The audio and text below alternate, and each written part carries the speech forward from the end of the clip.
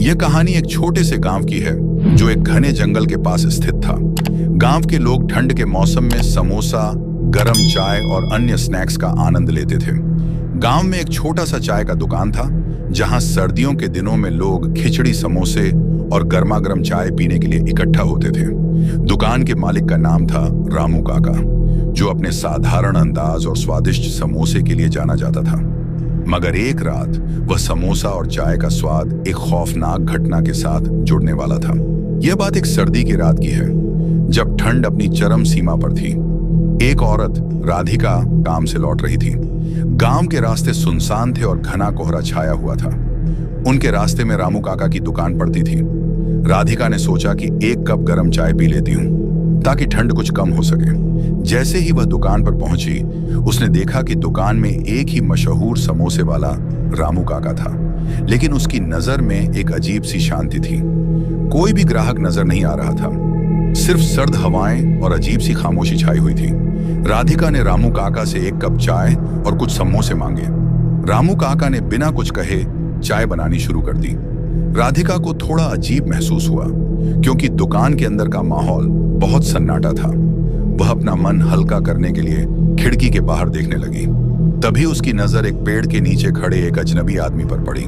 उसकी आंखों में एक अजीब सी चमक थी जो राधिका के मन में डर पैदा कर रही थी। रामू काका ने चाय और समोसे राधिका के सामने रखे। राधिका ने चाय की चुस्की ली और फिर समोसा खाया। जैसे ही उसने समोसा मुंह में डाला, उसकी आंखों के सामने अचानक सब कुछ धुंधला हो गया। समोसा के अंदर एक अजीब सी गर्मी महसूस हुई और उसके बाद एक घना अंधेरा उसके चारों ओर घेरने लगा। वह हड़बड़ाते हुए अपनी आंखें मलने लगी, लेकिन अब वह अपने शरीर पर नियंत्रण नहीं रख पा रही थी। अचानक राधिका को महसूस हुआ कि उसकी आत्मा जैसे कहीं बाहर निकल रही हो। उसे यह महसूस हुआ कि उसके साथ कुछ खौफनाक हो रहा था, लेकिन वह समझ नहीं पा रही थी कि क्या। वह समोसा खाने के बाद जैसे किसी और दुनिया में खो गई थी।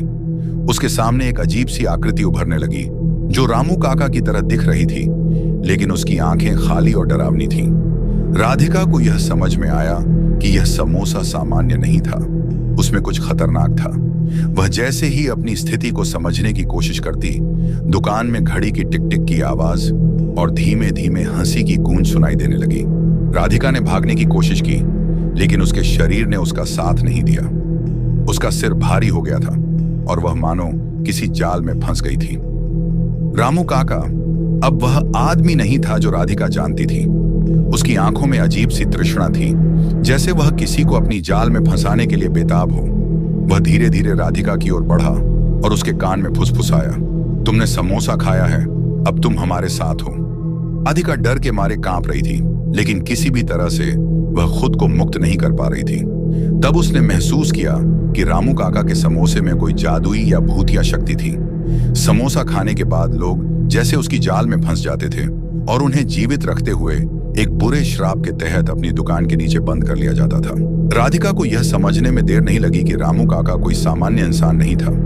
वह एक पुराना भूतिया आत्मा था जो वर्षों पहले मरे हुए लोग और उनकी आत्माओं को अपने समोसे के जाल में फंसाकर अपनी दुकान में बंद कर देता था। समोसा उसकी वह शैतानी मशीन थी जो लोगों को उसके जाल में फंसाने के लिए काम करती थी। राधिका को अब सब कुछ साफ साफ दिखने लगा था। सहसा उसे अपनी जान बचाने का एक तरीका सूझा। उसने खुद को पूरी तरह से शांत किया और अपने मन को केंद्रित किया। उसने याद किया कि उसकी माँ ने उसे हमेशा यह कहा था, डर के सामने किसी भी स्थिति में टूटना नहीं चाहिए। राधिका ने पूरी ताकत से अपनी आवाज को बाहर निकाला और रामू काका को चुनौती दी, तुम मुझे नहीं रोक सकते, मैं तुम्हारे जाल में फंसने वाली नहीं हूं। 5 अंत और समाधान। उसकी आवाज जैसे ही रामू काका के कानों में पड़ी, एक बड़ी हलचल मच गई। रामू काका की आंखों में गुस्सा था, लेकिन उसकी शक्तियां कमजोर हो रही थीं। राधिका ने तुरंत बाहर की ओर दौड़ने की कोशिश की। रामू काका ने उसे रोकने की कोशिश की, लेकिन राधिका ने किसी तरह अपने आप को मुक्त किया और बाहर की ओर भागी। वह सीधे गांव में गई और उसने सभी को सच बताया। गांव वालों ने मिलकर रामू काका के जाल को खत्म किया और उसकी दुकान को ध्वस्त कर दिया। अंततः रामू काका की आत्मा को शांति मिली और वह हमेशा के लिए उस दुकान से मुक्त हो गया। कहानी का अंत आज भी लोग उस पुराने रास्ते से गुजरते हैं, लेकिन अब वहां किसी तरह की अजीब सी घटना नहीं होती। हालांकि लोग कभी कभी उस रात की बातों को याद करते हैं और सोचते हैं कभी कभी एक साधारण सी चीज भी बहुत खतरनाक हो सकती है, खासकर जब वह किसी बुरे इरादे से जुड़ी हो। अगर आपको हमारी वीडियो अच्छी लगी तो हमारी चैनल को सब्सक्राइब और लाइक कर देना। ऐसी वीडियो मैं आपके लिए लाता रहूंगा। धन्यवाद।